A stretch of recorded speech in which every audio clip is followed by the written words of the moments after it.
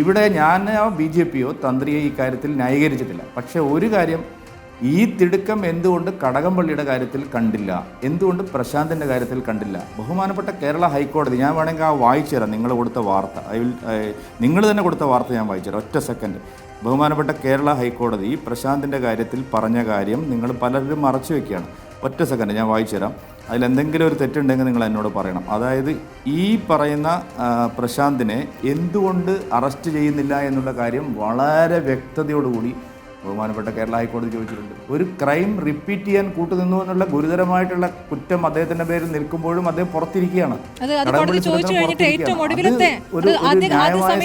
ശ്രീ സുരേന്ദ്രൻ, അവസാനമായപ്പോൾ കോടതി പറഞ്ഞത് SITയുടെ അന്വേഷണം നന്നായി മുന്നോട്ട് പോകുന്നുണ്ട്, ബാഹ്യസമ്മർദ്ദം ഉണ്ടാകരുതെന്ന് കൂടി പറഞ്ഞു.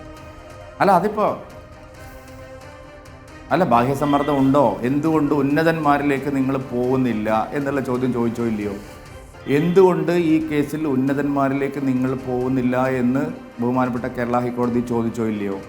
എന്തുകൊണ്ട് പ്രശാന്തിന്റെ കാര്യത്തിൽ അറസ്റ്റ് വൈകുന്നു എന്നുള്ളത് ബഹുമാനപ്പെട്ട ഹൈക്കോടതി ചോദിച്ചോ എന്നുള്ള ചോദിച്ചോ? ഈ ചോദ്യങ്ങളെല്ലാം ഉണ്ട്. ഞാൻ ചോദിക്കുന്നത് അവിടെ ഒന്ന് പോയി. പിന്നെ സോണിയാഗാന്ധിയെയും അടൂർ പ്രകാശിനെയും ഒരു നിമിഷം ഒന്ന് ചോദ്യം ചെയ്യാൻ തയ്യാറായിട്ടില്ലല്ലോ.